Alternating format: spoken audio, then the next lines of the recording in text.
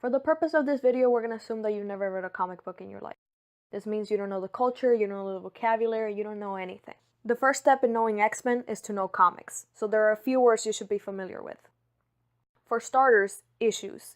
Issues are the floppy numbered components that make up a book or series. Books can be team books about many characters, or solo series that focus on one. Reading comics can be confusing and some people don't know where to start. This is because there are thousands and thousands of comics just where the X-Men are concerned. And some of these books are all running at the same time with overlapping characters, and they tend to reference each other heavily. No book exists in a vacuum. This doesn't just apply to X-Men books.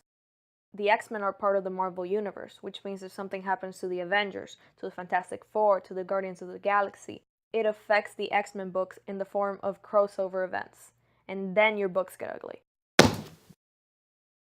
That's what captions are for. These are the little bubbles that show up mid-panel to let you know that something the characters are talking about happened in another book.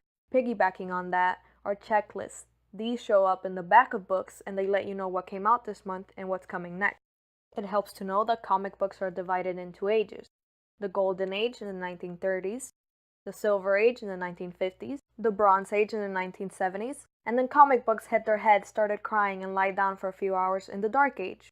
This is when comics got a little more mature and began catering to an older audience. I think in 2010, Marvel tried something called the Heroic Age, but that's a whole other pony. You only tend to talk about quote-unquote ages if you're talking about old comics anyway. Now that we got that covered, I think we can get started.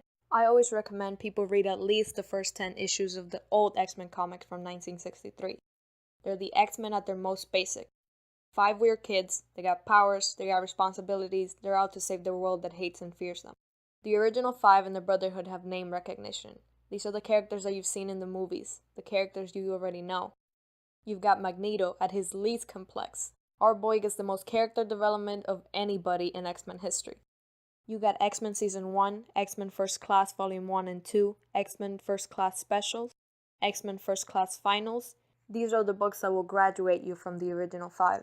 The 5 never go away, but they do grow up.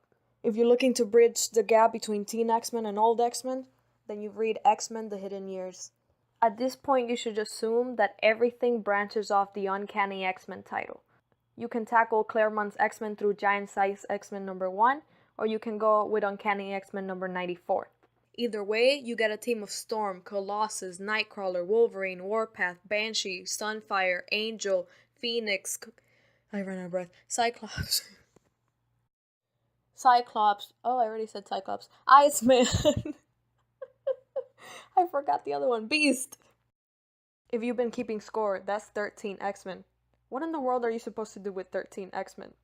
Well, you can try vampires, aliens, demons, evil versions of the characters, bears, Magneto with his shirt off, Magneto with his clothes off. If you're sticking to your guns and avoiding the Silver Age until you're more dedicated to comics, then I recommend reading Uncanny X-Men First Class. Similar to X-Men First Class, but with a new lineup. I don't blame you for not reading old comics, but if you are gonna get into X-Men, at the very least, read God Loves, Men Kills. This is a standalone story, which means you can read it on its own, and it's one of the best the X-Men has to offer. And also, I need to be able to talk to more people about how much I hate this guy, so please read God Loves, Men Kills. To be perfectly honest with you, I cannot tell you the exact order to read these in without literally going issue by issue. Like I said before, these are all running at the same time, interrupting each other with crossover events, or even being interrupted by universe-wide crossover events. Pretty much every reading list out there will tell you to read Uncanny X-Men and figure it out as you go along, because all books lead back to Uncanny X-Men. And I think that works pretty well, but I wanted to go into a little bit more detail than that. There are major arc titles I feel need to be named for organization's sake, but the stories between them are just as important. For those of you who might not be willing to sit through hundreds of Uncanny X-Men issues, their greatest adventures were reprinted into Classic X-Men, and Classic X-Men includes extra stories and extra dialogue that you won't get from reading Uncanny X-Men. But Classic X-Men only goes so far. It's about 45 issues, and it only covers up to Uncanny X-Men number 138. This is the simplest way to acquaint yourself with the world that will welcome the Phoenix Saga and the Dark Phoenix Saga. Easily the most recognizable of all X-Men stories, this is Jean Grey's first swan song. And if your eyes don't at least sting by the end of it, I can't help your cold dead heart, friend. After that, Uncanny X-Men number 138 through 198 runs in tandem with the New Mutant series. This includes Karma, Mirage, Cannonball, Wolfsbane, and Sunspot. These are the original New Mutants, but not the only ones to hold the title. If you prefer X-Men in training and you're a little tired of the old, jaded soldiers the X-Men have become, you can take a break from them by picking up New Mutants. It's a book about teenagers, but it's by no means inferior to Uncanny X-Men. The Demon Bear saga stands among the greatest X-Men stories. You don't want to abandon Uncanny X-Men altogether. Arcs like Days of Future Past and the Brood saga are worth going back to. Secret Wars is around too, but in this house, crossover events were never a selling point, but a necessary evil. Together with them runs Alpha Flight, which is one of the few books that I'll recommend that are not X-Men only, because Northstar. I love Northstar. Reading these titles can get a little tricky because they spoil each other at times, but if you're willing to put up with the fact that these books have been out for years and that spoilers will happen, well, you can live with it. Enter X Factor Volume 1. It joins Uncanny X-Men around 199 through 243. No matter what year it is, X Factor titles are the best X-Men books. This is critically acclaimed stuff. I'm clapping right now, but you can't see me, and it's gonna mess up the audio.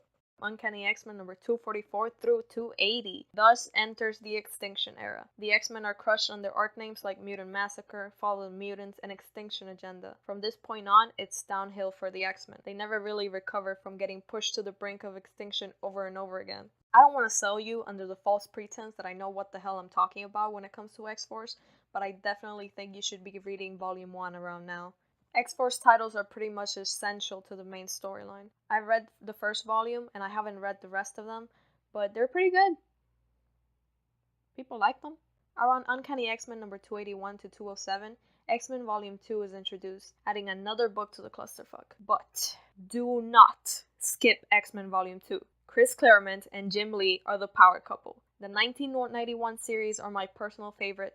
Honestly, I could probably tell you to skip everything I've said until this point and just read that one, but then somebody might yell at me. X-Men Unlimited and other titles like it were in the market at the time, but the 90s were saturated with just every kind of X-Men book. Running alongside Uncanny X-Men number 308 through 337 is Generation X Volume 1. These are Academy X-Men again, with Emma Frost and Sean Cassidy at their very best. Remember them this way. Remember her this way.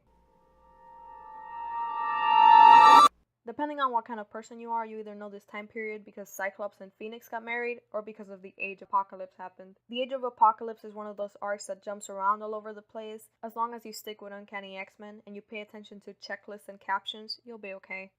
Uncanny X-Men number 338 through 365 finally ends X Factor at issue number 149. On the other hand, Uncanny X-Men number 366 through 393 ends Generation X at number 75. The 12 and Ages of Apocalypse does beautiful work when it comes to characterization, but because I'm a very boring person, the plot is a little too crazy for me. To end on a high note, I hope you'll pay special attention to Uncanny X-Men, to X Factor, and to X-Men Volume 2 in particular. Of all the titles named in this video, those three deserve the most recognition and attention. I can't stress this enough. No matter how you feel about old comic books, read at least 2 of these 3 before you dive into the modern era of comic books. Before you decide to take on the new X-Men Volume 1. And when you find yourself falling in love with your very first X-Men, just remember, Rosie was right.